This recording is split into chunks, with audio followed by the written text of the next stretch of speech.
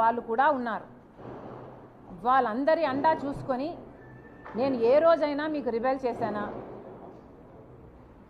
నాకు రాజకీయ కాంక్ష కానీ డబ్బు కాంక్ష కానీ ఉంది అని మీ మనస్సాక్షిలో మీరు నిజంగానే నమ్ముతున్నారా? నాకు రాజకీయ కాంక్ష మీకోసం మీతో ఉన్నంతకాలం, మీరు ముఖ్యమంత్రి అయినంత వరకు నాకు రాజకీయ కాంక్ష లేదు, నాకు డబ్బు కాంక్ష లేదు. నేను ఏం చేసినా మీకోసం చేశాను, నేను త్యాగం అనుకొని చేశాను, నా అన్న కోసం అనుకొని చేశాను. మీరు ముఖ్యమంత్రి కావాలని, రాజశేఖర్ రెడ్డి గారి సంక్షేమ పాలన మళ్ళీ మీరు తీసుకొస్తారు అని నమ్మి చేసిన విషయం వాస్తవం కాదా?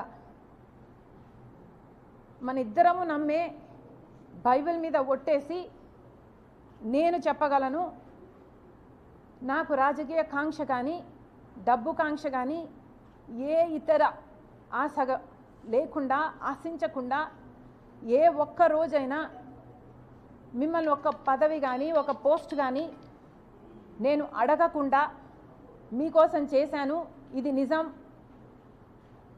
అని నేను బైబిల్ మీద ప్రమాణం చేయగలను. మీరు అదే బైబిల్ మీద ప్రమాణం చేసి నేను మిమ్మల్ని ఈ పోస్ట్ అడిగానని కానీ ఈ పదవి అని అడిగానని కానీ మీరు ప్రమాణం చేయగలరా? నాకు రాజకీయ కాంక్ష ఉంది అని కానీ డబ్బు కాంక్ష ఉంది అని కానీ మీరు రుజువు చేయగలరా? అసలు మనిషి మంచితనాన్ని గుర్తించడం రాజశేఖర్ రెడ్డి గారి దగ్గర నుంచి మీకు ఎందుకు రాలేదు? ఏదైనా ఒక లావాదేవీ కోసం, ఏదైనా ఒక లాభం కోసం ఆలోచన చేసే మనిషి కాదు రాజశేఖర్ రెడ్డి గారు. ఆయన బిడ్డను నేను.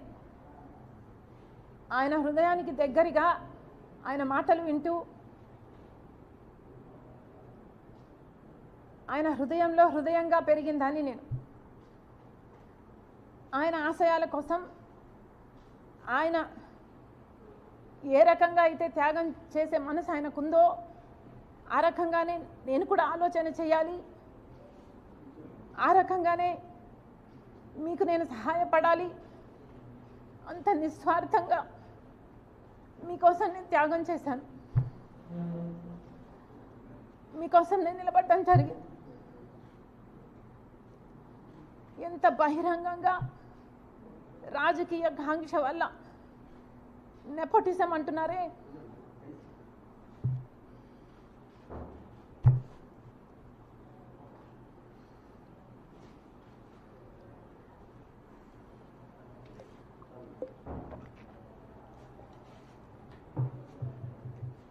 నెపోటిజం అంటున్నారు జగన్మోహన్ రెడ్డి గారు.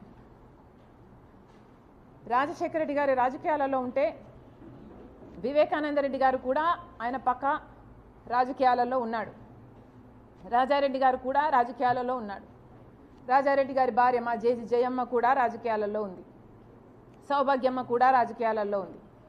అందరూ ఒక్కొక్క పదవి వాళ్ళ టైంలలో చేసిన వాళ్ళు. వాళ్ళంతా ఒకే జనరేషన్కు చెందిన వాళ్ళు. మరి ఆ టైంలో నెపోటిజం ఉన్నిందా? జగన్మోహన్ రెడ్డి గారు నెపోటిజం గురించి మాట్లాడుతున్నారు.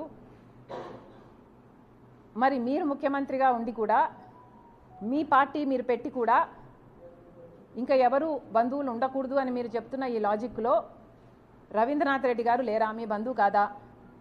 మీ మేనమామ. సుబ్బారెడ్డి గారు సొంత చిన్నాన్న, అమ్మ మొన్నటి వరకు అధ్యక్షురాలు. అవినాష్ రెడ్డి ఒకటే జనరేషన్లో మీ భార్యకు బంధువు. నా తమ్ముడు అని నెత్తిన పెట్టుకొని తిరుగుతున్నవాడు. మరి వీళ్ళందరూ మీ పక్కన మీ బంధువులుగా ఉంటే అది నెపోటిజం కాదు. ఈరోజు మీ చెల్లెలు మాత్రమే మీ పక్కన ఉంటే అది నెపోటిజం కిందికి వస్తుంది. మీ మాటలు మీరు ఎంత ఇన్సెక్యూర్గా ఉన్నారో చెప్తున్నాయి. మీకు అర్థమయ్యే మాట్లాడుతున్నారా?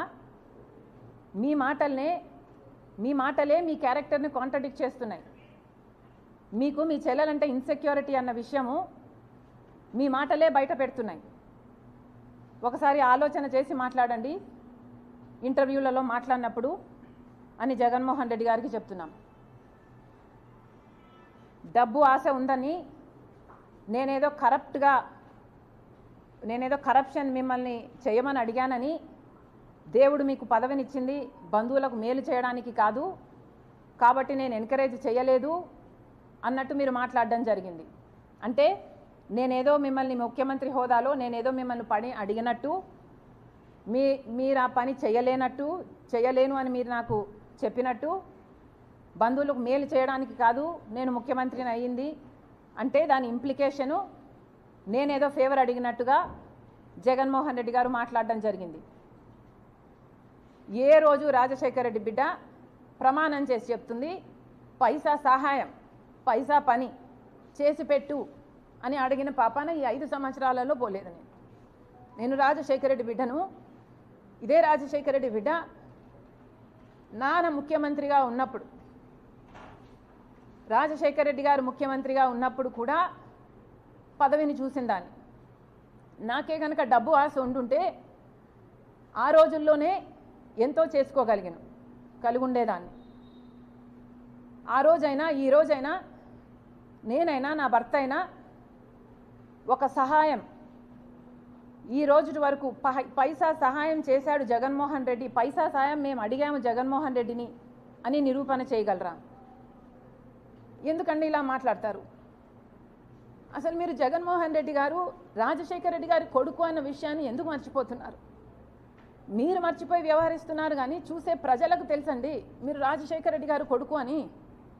మరి రాజశేఖర రెడ్డి గారి కొడుకుగా మీరు వ్యవహరించకపోతే మీరు ఎంత హ్యూజ్ డిసప్పాయింట్మెంట్ అవుతారో మీరు ఒకసారి ఆలోచన చేసుకోండి.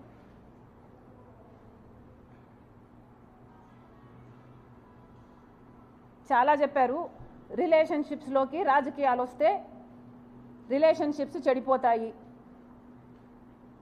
జగన్మోహన్ రెడ్డి గారు చాలా లిమిటెడ్గా ఆలోచన చేస్తున్నట్టున్నారు. ఈ ప్రపంచంలో రాజకీయ డిఫరెన్సెస్ ఉన్న వాళ్ళు ఎంతోమంది ఒక కుటుంబంలోనే ఉంటున్నారు. ఒక కుటుంబంలోనే ఒక మనిషి ఒక పార్టీలో, ఇంకో మనిషి ఇంకొక పార్టీలో, అదే కుటుంబంలోనే కొనసాగుతున్నారు. ఇది మీకు తెలియదేమో, చుట్టుపక్కల అడిగి తెలుసుకోండి ఎంతమంది ఎన్ని కుటుంబాలు వేరే వేరే పార్టీలలో ఉన్నాయి. అలా అని ఎన్నో కుటుంబాలలో డిఫరెంట్ ప్రొఫెషన్స్లో ఉన్న వాళ్ళు కూడా ఉంటారు. ఒక కుటుంబంలో ఒకడు పోలీస్ అయి ఉండొచ్చు, ఒక దొంగను అరెస్ట్ చేస్తాడు,